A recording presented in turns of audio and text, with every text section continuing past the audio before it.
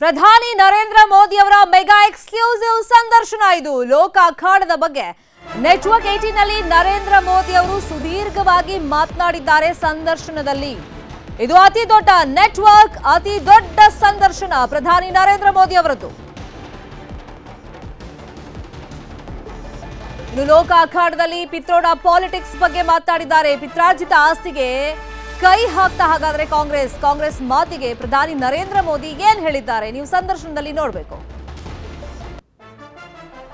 Sam Pitroda जी ने जो है इनहेरिटेंस टैक्स की बात की, जो हम लोगों की जमा पूंजी है, जब हम अपने लोग पूरा बचाते हैं अपने फैमिली के लिए, जब हम उसको अपने आने वाली जनरेशन को देंगे तो उस पर भी टैक्स लगेगा और ये टैक्स बहुत बड़ा टैक्स हो सकता है. तो क्या आप कहेंगे कि बीजेपी अगर आएगी तो इस टैक्स को कभी नहीं लागू करेगी? भारतीय जनता पार्टी क्या करेगी हमारे मैनिफेस्टो में साफ हमने लिख करके लाए हुए. अब उन्होंने कहीं सगुफा छोड़ दिया तो मैं भी वो झंडा लेके घूमूंगा, ये सवाल आपके मन में कैसे आ जाता है? भारतीय जनता पार्टी की विचारधारा साफ है जी. हम अपनी विचारधारा के आधार पर कार्यक्रमों को लेकर के, मैनिफेस्टो को लेकर के देश के सामने जाते हैं. कृपा करके ऐसे महाशयों के विचारों को हम पर मत थोपिए भाई. ಪ್ರಣಾಳಿಕೆ ಬಗ್ಗೆ ಮಾತಾಡಿದ್ದಾರೆ. ಕಾಂಗ್ರೆಸ್ನ ಪಿತ್ರಾರ್ಜಿತ ಆಸ್ತಿಯ ಕಾಂಟ್ರವರ್ಸಿ ಬಗ್ಗೆನೂ ಕೂಡ ನರೇಂದ್ರ ಮೋದಿ ಅವರು ಸಂದರ್ಶನದಲ್ಲಿ ಮಾತಾಡಿದ್ದಾರೆ. ಎಲ್ಲದರ ಬಗ್ಗೆ ಇನ್ಫಾರ್ಮೇಶನ್ ಅನ್ನು ಕೊಡೋದಕ್ಕೆ ಫೋನ್ ಸಂಪರ್ಕದಲ್ಲಿ ಜಾಯಿನ್ ಆಗಿದ್ದಾರೆ ನಮ್ಮ political bureau head Chidanand Patel. ಪ್ರಣಾಳಿಕೆ ವಿಷಯ ಈ ಬಾರಿ ಚುನಾವಣೆಯಲ್ಲಿ ಸಾಕಷ್ಟು ಸದ್ದು ಮಾಡ್ತಾ ಇದೆ. ಎಸ್ಪೆಷಲಿ ಕಾಂಗ್ರೆಸ್ನ ಪ್ರಣಾಳಿಕೆ ಬಗ್ಗೆ ನರೇಂದ್ರ ಮೋದಿ ಅವರು ಅದೇನು ಶೋ ಪೀಸಾ ಅಂತಾನೂ ಕೇಳಿದ್ದಾರೆ. ಮತ್ತೆ ಈ ಪಿತ್ರಾರ್ಜಿತ ಆಸ್ತಿ ಬಗ್ಗೆ ಕಾಂಗ್ರೆಸ್ ಏನೇ ಸಮರ್ಥನೆಯನ್ನು ಕೊಟ್ಟರೂ ಕೂಡ ನರೇಂದ್ರ ಮೋದಿ ಅವರು ಅದನ್ನ ಅಸ್ತ್ರ ಮಾಡ್ಕೊಂಡಿದ್ದಾರೆ. ಅದನ್ನ ಸುದೀರ್ಘವಾಗಿ ಅದ್ರ ಬಗ್ಗೆ ಭಾಷಣ ಮಾಡ್ತಾ ಇದ್ದಾರೆ ಅವರು. ಅಫ್ಕೋರ್ಸ್ ಶರ್ಮಿತಾ ಶೆಟ್ಟಿ ಚುನಾವಣೆ ಹೊತ್ತಿನಲ್ಲಿ ಕಾಂಗ್ರೆಸ್ ಪಕ್ಷಕ್ಕೆ ಇದು ಅತಿ ದೊಡ್ಡ ಹೊಡೆತ ಅಂತ ಹೇಳಲಾಗ್ತದೆ. ಯಾಕಂದ್ರೆ ಕಾಂಗ್ರೆಸ್ನ ಆಪ್ತ ಸಲಹೆಗಾರರು ಮತ್ತು ರಾಹುಲ್ ಗಾಂಧಿ ಅವರ ಸಲಹೆಗಾರರಾಗಿರ್ತಕ್ಕಂಥ ಶ್ಯಾಮ್ ಪಿತ್ರೋಡ್ರವರ ಮಾತು ಬಹಳಷ್ಟು ಕಾಂಗ್ರೆಸ್ಗೆ ಡ್ಯಾಮೇಜ್ ಆಗಿರುವಂತದ್ದು. ಜೊತೆಗೆ ನಿಮಗೆ ಪಿತ್ರಾರ್ಜಿತ ಆಸ್ತಿಯ ಪಾಲನ್ನ ಸರ್ಕಾರ ಕೂಡ ಕೇಳಲಿಕ್ಕೆ ಹೊರಟಿರುವಂತದ್ದು ಮತ್ತು ಇದು ಜಾರಿಯಾದ್ರೆ ಒಳ್ಳೇದು ಅನ್ನೋ ಒಂದು ಮಾತನ್ನು ಕೂಡ ಹೇಳೋ ಮುಖಾಂತರ ಕಾಂಗ್ರೆಸ್ನ ಮನಸ್ಥಿತಿಯನ್ನ ಶ್ಯಾಮ್ ಪಿತ್ರೋಡ್ ಅವರು ಬಿಚ್ಚಿಟ್ಟಿದ್ದಾರೆ ಅಂತ ಹೇಳಿ ಇಡೀ ದೇಶಾದ್ಯಂತ ಚರ್ಚೆ ಆಗ್ತಿರುವಂತದ್ದು. ಹಾಗಾಗಿ ಪ್ರಧಾನಿ ನರೇಂದ್ರ ಮೋದಿ ಅವರು ಶ್ಯಾಮ್ ಪಿತ್ರೋಡ್ರವರ ಈ ಹೇಳಿಕೆಯನ್ನ, ಅವರ ಚಿಂತನೆಯನ್ನ ಚುನಾವಣೆಯ ಸಂದರ್ಭದಲ್ಲಿ ಅತಿ ದೊಡ್ಡ ಅಸ್ತ್ರವಾಗಿ ಪ್ರಯೋಗವನ್ನ ಮಾಡ್ತಿರುವಂತದ್ದು ಮತ್ತು ಕಾಂಗ್ರೆಸ್ನ ಪ್ರಣಾಳಿಕೆಯನ್ನ ಯಾವ ರೀತಿ ಇದೆ ಅನ್ನೋದನ್ನ ವ್ಯಂಗ್ಯವಾಗಿ ಹೇಳಿರುವಂತದ್ದು.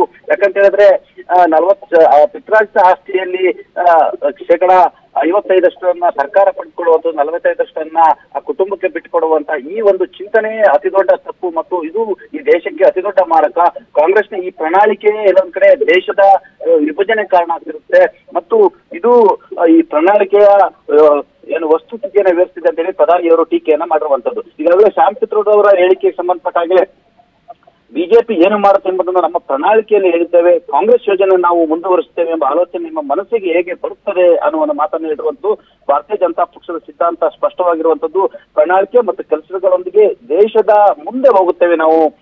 ದಯವಿಟ್ಟು ಅವರ ದೊಡ್ಡ ಆಲೋಚನೆಗಳು ನಮ್ಮ ಮೇಲೆ ಏರಬೇಡಿ ಅನ್ನೋ ಒಂದು ಮಾತನ್ನು ಕೂಡ ಹೇಳಿರುವಂತ. ಯಾಕಂದ್ರೆ ಹೇಳಿದ್ರೆ ಈ ಪಿತ್ರಾರ್ಜಿತ ಆಸ್ತಿಯ ವಿಚಾರ ಸಂಬಂಧಪಟ್ಟಕ್ಕೆ ದೇಶದಲ್ಲಿ ಅವಿಭಕ್ತ ಕುಟುಂಬಗಳಿರ್ತಕ್ಕಂಥದ್ದು, ಕುಟುಂಬ ವ್ಯವಸ್ಥೆಗೆ ಭಾರತದಲ್ಲಿ ಅತಿ ದೊಡ್ಡ ಒಂದು ಪ್ರಾಶಸ್ತ್ಯ ಇರ್ತಕ್ಕಂಥದ್ದು, ನಂಬಿಕೆ ಇರುವಂತದ್ದು, ಗೌರವ ಇರ್ತಕ್ಕಂಥದ್ದು. ಹಾಗಾಗಿ ಇದಕ್ಕೆ ಕಾಂಗ್ರೆಸ್ ಪಕ್ಷ ಹೇಳುವಂತ ಧಕ್ಕೆಯನ್ನು ತರಲಿಕ್ಕೆ ಹೊರಟಿದೆ. ಆ ಮುಖಾಂತರ ಶ್ಯಾಮ್ ಪಿತ್ರೋಡ್ರವರ ಆಲೋಚನೆಯೇ ಕಾಂಗ್ರೆಸ್ನ ಆಲೋಚನೆ ಆಗಿರುವಂತದ್ದು. ಕಾಂಗ್ರೆಸ್ ಅಧಿಕಾರಕ್ಕೆ ಬಂದ್ರೆ ಯಾಕಂತ ಹೇಳಿದ್ರೆ ಈ ರೀತಿಯ ವಿಪ್ಲವಕಾರಿಯ ಆಲೋಚನೆಗಳನ್ನ ಮಾಡುತ್ತೆ ಮತ್ತು ಕ್ರಮವನ್ನು ಕೈಗೊಳ್ಳುತ್ತೆ ಎಂಬ ಆತಂಕವನ್ನು ಕೂಡ ವ್ಯಕ್ತಪಡಿಸಿರುವಂತದ್ದು. ಒಟ್ಟಾರೆ ಪ್ರಧಾನಿ ನರೇಂದ್ರ ಮೋದಿ ಅವರು ನಮ್ಮ ಪ್ರಣಾಳಿಕೆ, ನಮ್ಮ ಪಕ್ಷದ ಸಿದ್ಧಾಂತ ಮತ್ತು ದೇಶವನ್ನು ಮುನ್ನಡೆಯುವ ಸಿದ್ಧಾಂತ ಆಗಿರುವಂತದ್ದು. ಆದ್ರೆ ಕಾಂಗ್ರೆಸ್ನ ಪ್ರಣಾಳಿಕೆ ದೇಶದ ಜನರ ಆಸ್ತಿಯನ್ನು ಕಿತ್ತುಕೊಳ್ಳುವಂತ ಪ್ರಣಾಳಿಕೆ ಆಗಿದೆ ಅನ್ನುವ ಮುಖಾಂತರ ಮತ್ತೆ ಕಾಂಗ್ರೆಸ್ ಪಕ್ಷದ ವಿರುದ್ಧ ಟೀಕಾಸ್ತ್ರವನ್ನ ಮಾಡಿರುವಂತದ್ದು. ಅತಿ ದೊಡ್ಡ ಸಂದರ್ಶನದಲ್ಲಿ ತಮ್ಮ ಅಭಿಪ್ರಾಯವನ್ನು ವ್ಯಕ್ತಪಡಿಸಿರ್ತಕ್ಕಂಥ ಪ್ರಧಾನಿ ನರೇಂದ್ರ ಮೋದಿ ಅವರು ಶ್ಯಾಮ್ ಪಿತ್ರೋಡ್ ಅವರ ಹೇಳಿಕೆಯನ್ನ ಮತ್ತು ಕಾಂಗ್ರೆಸ್ನ ಮನಸ್ಥಿತಿಯನ್ನ ಬಿಚ್ಚಿಟ್ಟಿದ್ದಾರೆ ಅಂತ ಹೇಳ್ಬೋದು. ಶರ್ಮಿತಾ ಶೆಟ್ಟಿ. ಕನ್ನಡಿಗರ ಮೆಚ್ಚಿನ ನಿಮ್ಮ ನ್ಯೂಸ್ 18 ಕನ್ನಡ ಈಗ ವಾಟ್ಸ್ಆಪ್ನಲ್ಲಿಯೂ ಲಭ್ಯ. ಕರ್ನಾಟಕ ಮತ್ತು ದೇಶ ವಿದೇಶದ 360 ಡಿಗ್ರಿ ಸುದ್ದಿ ವಿವರವನ್ನ ನೀವು ನಿಮ್ಮ ಕೈ ಬೆರಳುಗಳಲ್ಲಿಯೇ ಪಡೆಯೋದಿಕ್ಕೆ ಈ QR ಕೋಡ್ ಅನ್ನ ಸ್ಕ್ಯಾನ್ ಮಾಡಿ. ನಮ್ಮ ಚಾನೆಲ್ ಅನ್ನ ಫಾಲೋ ಮಾಡಿ, ನೋಟಿಫಿಕೇಶನ್ ಆನ್ ಮಾಡಿ.